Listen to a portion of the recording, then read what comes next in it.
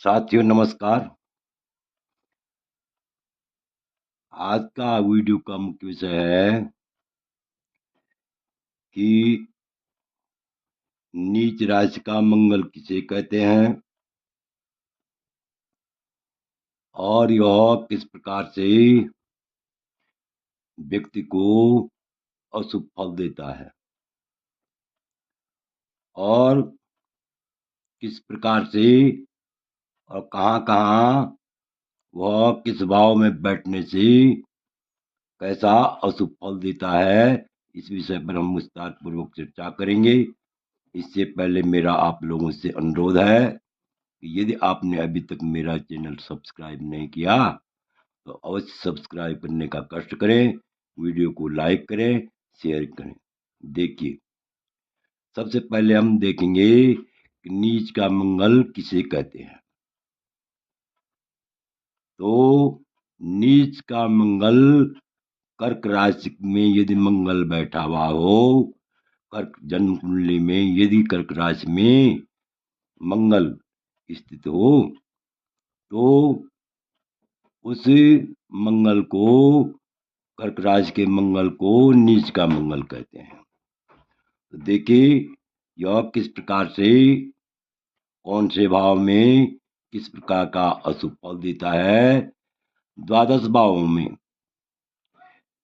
यदि किसी भी भाव में जन्म कुंडली में लग्न से और द्वादश भाव तक सभी भावों में वह अलग अलग प्रकार का अशुभ फल देता है।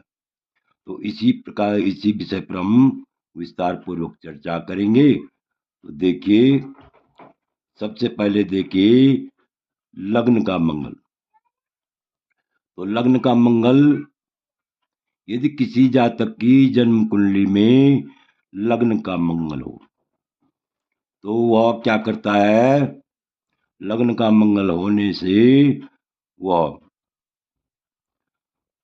बचपन से ही जातक में फोड़ाफुंसी उत्पन्न करता है। फोड़ाफुंसी का भय बना रहता है, रक्त विकार करता है, घाव करता है और चोट आदि का भय बना रहता है। यदि किसी जातक की जन्म कुंडली में लग्न का मंगल हो तो ऐसा जातक को रक्त विकार होता है, घाव चोट की समस्या बनी रहती है, बीच बीच में जो है फोड़े फुंसी होते रहते हैं। अब विशेष करके ध्यान दीजिए कि 28वें वर्ष वह अशुभ फल देता है। यदि शुभ ग्रह की दृष्टि न हो उस मंगल पर तो यह अत्यंत अशुभ फल देता है। इसी प्रकार यदि द्वितीय स्थान में नीच का मंगल हो, कर्क का मंगल हो, कर्क राशि का मंगल हो, किसी जातक की जन्म कुंडली में द्वितीय स्थान में कर्क का मंगल हो, वह क्या करता है, धन हानि करता है। धन संचय, ऐसा व्यक्ति धन संचय नहीं कर पाता है और पारिवारिक कलह में उलझा रहता है।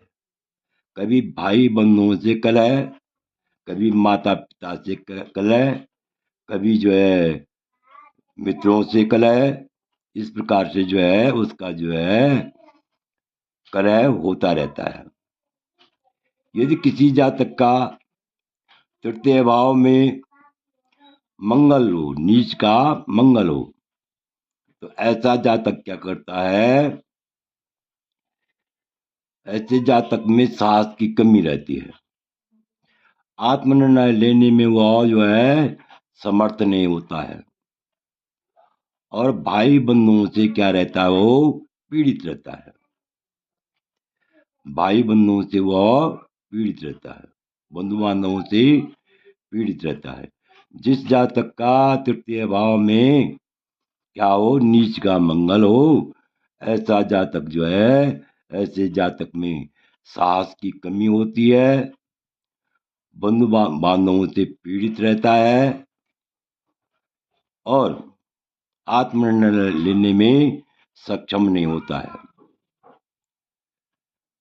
इसी प्रकार यदि किसी जातक का चतुर्थ भाव में नीच का मंगल हो, चतुर्थ भाव में नीच का मंगल हो, ऐसे जातक की माता का सुख नहीं मिलता है और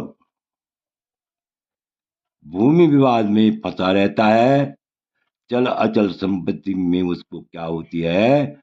हानि होती है। चल अचल संपत्ति में हानि होती है।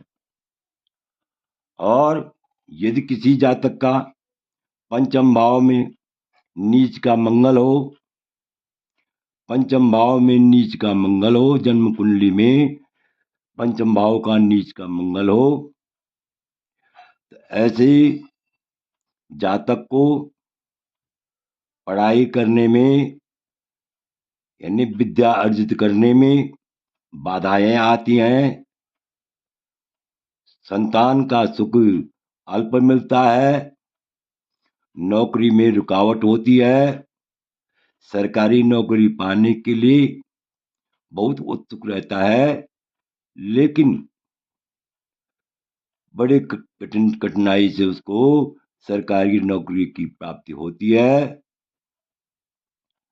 और संतान सुख की कमी रहती है। आगे देखिए, यदि किसी जातक का षष्ठ भाव में, ये पंचम भाव हो गया, ये षष्ठ भाव, षष्ठ भाव में जो है नीच का मंगल हो, ऐसे जातक को रोग का भय बना रहता है और शत्रु पक्ष उसको हानि पहुंचाता रहता है। शत्रु का भय बना रहता है, जिससे वह मित्रता का भाव भी रखता है। प्राय लोग उससे शत्रुता का भाव रखते हैं, शत्रुओं की वृद्धि होती है। जिस जातक का की जन्म कुंडली में सप्तम भाव में नीच का मंगल हो, स्त्री हो या पुरुष हो, यदि